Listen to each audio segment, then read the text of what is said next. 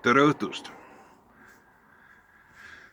Kallid sõbrad, kaasmaalased, mõttekaaslased, usukaaslased. Kuna vana traditsioon veel lubab, et on võimalik soovida head uut aastat, siis seda ma teen. Aasta 2023 on alustanud oma ringkäiku. Mida ta toob meile? Mida me ootame sellest?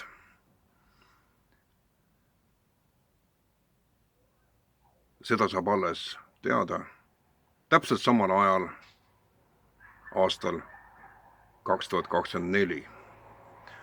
Aga usus liigume me, ootame, loodame midagi, analüüsime, kalkuleerime, kirume, eelistame, välistame. Niimoodi töötab inimmeel. Usus läheme me vastu sündmustele, mille lõplikku tulemit me ju ei tea. Parimagi tahtmise juures ja ka võimsamate prohvetite poolt ei ole võimalik üks-ühele ja täpselt formuleerida sündmusi, mis seisavad ees. Olgugi, et minugi elupõliseks sooviks on olnud teada, kas homsed uudised on juba täna olemas.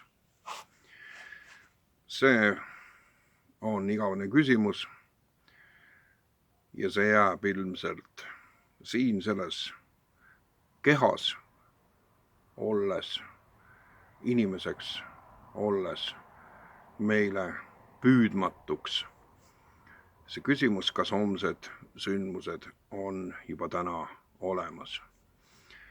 Mida vanemaks saan, seda enam ma kaldun arvama, et nad on olemas. Homsed sündmused on juba täna olemas. Eks siit tulebki see asi välja, et usus liikudes, ükskõik millistes tingimustes, möödub see protsess oluliselt kergemalt. Usus kellesse või millesse? Ma olen usklik, sa oled ju ka usklik, aga me ei usu ju üks-ühele samasugustesse jõududesse, mis kutsuvad esile sündmuste ahela, mille nimi ongi elu. Elu, kus pidevalt midagi juhtub ja reaktsioonid sellele ja nii edasi ja nii edasi. Usu kaudu pääseme me ligi nendele asjadele, mida me ootame. Usu kaudu me lepime nende olukordadega, milles me kulgeme, mis ei ole kõige rahuldavamad, kutsuvad esile sisemise vastuseisu, leppimatuse nende asjadega, millega ei soovi leppida. See, kellesse me usume, on elu, mida hoiab koos. Mina nimetan teda ikka vana kooli kombe kohaselt Jumalaks. Niisiis aasta 23 ja meie kulgemine. Sina, kellega ma praegu räägin, oled eestlane. Äärmisel juhul eesti venelane. Sest selles eksklusiivses keeles, nimega eesti keel, saame me kõige paremini suhestuda, määratleda kõike seda, mis meid ümbritseb, anda hinnanguid, mis loomulikult on küll alati tinglikud, aga nad on siiski meie hinnangud, selles ajahetkes, kui me neid anname. No niisugune pikk sissejuhatus mulle omaselt, ikkagi läbi filosoofia prisma. Aasta 23, mida see toob Eesti rahvale, Eesti riigile? Millised on realiteedid, mille pealt ma julgen seda prognoosida, ennustada? Mis on need realiteedid? Minu jaoks on esmane realiteet see, et Eesti Vabariigis ei ole ainsamatki jõudu, ei poliitilist ega kodanikualgatuskorras sündinud. Ei ühtegi religiooni, ühtegi kogudust, mis iseenesest on mingisuguse religiooni allüksus, kes saaks aru sellest lihtsast tõsiasjast, et lihtsas rahvakeeles me kõnnime mööda noatera oma riiklusena ja allapoole muidugi loomulikult igaüks ainuisikuliselt. Me kõnnime noateral, sest realiteedid, mis on meile teada, mis on tõsiasjad, räägivad iseendast kõik. Need realiteedid, ja nüüd nendest ma tahakski natukene rääkida. Need realiteedid on esitatud läbi 21. sajandil absoluutseks võimuks ja absoluutseks mainekujunduseks ja reaalsuse kujunduseks saanud peavoolumeedialt. See loob kuvandi, et kõik see, mis sünnib inimkonnaga, on ainukene reaalsus. Selle kõrval liigub ka kõrvalteel alternatiivmeedia, informatsioon sündmuste kohta, mis ei ühildu mingilgi kujul peavoolumeediaga. See määrab ära, kust kohast inimese isiklik usk saab toiduse. See on kõige all olev. Ja siis väga oluline aspekt, millele pööratakse häbematuselt vähe tähelepanu. See on see tuul, mis meid kannab. Mis tuul kannab neid inimesi, kelle arvamine, hinnang, usk, sellega koos ka käitumine ühildub selle peavoolumeedias edastatud maailma pildiga kooskõlas. Milline tuul liigutab neid inimesi? Ja neid on alati arvestatavalt väga suur seltskond. Mis tuul? Ma ei tea täpselt, mis tuul see on. Mina tean ühte asja, et need inimesed, kellega ma, nagu ma arvastan seda metafoorina kasutada, kellega me asetseme jõe paremal kaldal, elujõe paremal kaldal. Ma tean, mis on selle tuule nimi, mis meid liigutab. Innustab, inspireerib, annab entusiasmi, annab usu, kindla veendumuse, et me tajume, mis on toimumas üle inimkonna ja siis vähemas koosseisus üle meie tillukese rahva. See on minu hinnangul Jumala püha vaimu tuul. Ma ei ole religioosne inimene ja suhtun küllaltki pika hambaga religioonist mõjustatud kuvanditesse küllaltki kriitiliselt. Aga ma ei tahaks selle pikal peatuda, ma olen sellele vihjamisi andnud aastaid märku oma tekstides, et ma ei copy-paste'i erinevaid religioonis käsitletud tõsiasju. Ma olen kristlane, uuesti sündinud kristlane, kogenud uuesti sünni imet, seda imelist transformatsiooni fenomeni, kus kas inimese elu ja arusaamised ja siis selle tulenemine ka käitumine ja hoiakud ühel hetkel diametraalselt muudetakse. Mina kogesin seda peaaegu pool elu tagasi ja sellepärast ma lakooniliselt lihtsalt lähen sellest üle, ma olen muudetud mees. Ma ei ole üksi. Meid on piisavalt palju. Ja minu hinnangul asetseme me just nimelt sellel elujõe paremal kaldal, kus kohas me nii ehk naa ka teatavate reservatsioonidega saame aru, mis toimub. Ja nüüd teemasse nagu konkreetsemalt. Meie pisikene väike riigikene, siit kaugelt Hispaaniast, kus ma neid mõtteid edastan, kus ma elan nüüd juba üle 5 aasta. Ei taha kadedaks teha, aga täna on erakordselt soe ilm. Temperatuur on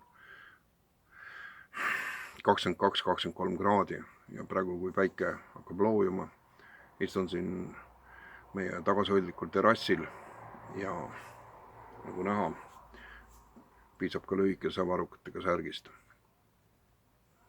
Siit kaugelt on võimalik näha kõiki neid olukordasi, mis on Isamaa üle Eestis. Sellelt diapasoonilt on võimalik neid isegi selgemalt näha. Ma toon lihtsa näite. Mida sa näed praegu? Sa nägid, et käsi sisenes objektiivi. Aga kui ma paneks ta niimoodi, sul ei ole ju õrna aimugi, kui sa ei teaks ette, et see on peopesa. Distantsilt paistavad asjad oluliselt selgemalt ja kompaktsemalt. Eesti Isamaa olukord on kujunenud praeguseks selliseks, kus kohas kahtlematult kõige avangardsem, kõige jõulisem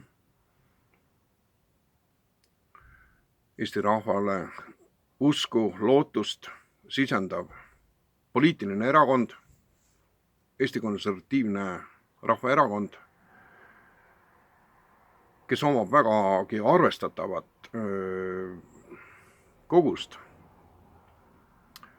oma valijate näol ja neisse uskujate näol, nende doktriinide, nende ühiskonna ideaalpilt, mille poole iga poliitiline erakond ju pürgib. See seltskond on arvestatav. Paraku minu hinnangul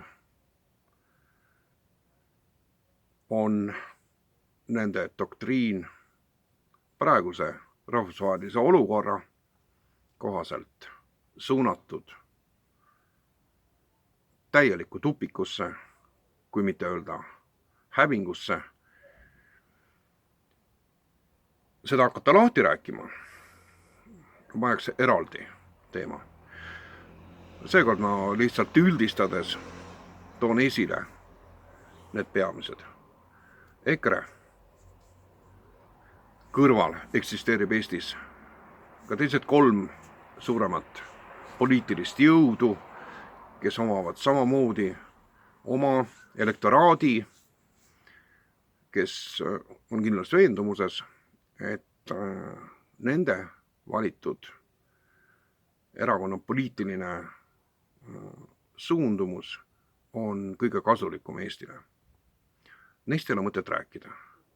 Need on täielikult minetanud igasuguse vastutustunde, igasuguse visioonikuse. Nad näevad diapasoonis ainult oma võimul püsimise huvides lähitulevikku. Paraku on EKRE-ga täpselt samamoodi. Analüüsisin põhjalikult läbi 2 päeva tagasi EKRE-le kuuluvas raadiojaamas ilmunud salvestise Isa ja poeg Mart ja Martin Helme, saatekülaline, Saaremaa kirikuõpetaja, tund aega sellist arutelu nende omavahel kõige teravamates küsimustes tõi mulle kohale selge veendumuse, et neil puudub visioon absoluutselt täiel määral.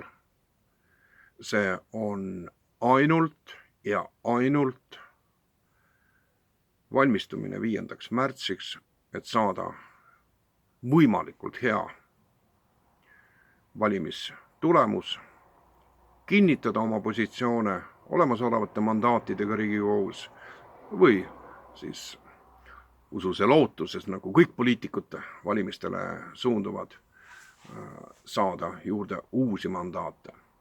See on ainukene nende visioon, see on nende ainukene eesmärk. Puudub igasugusel kujul. Ma toetun sellele saatele.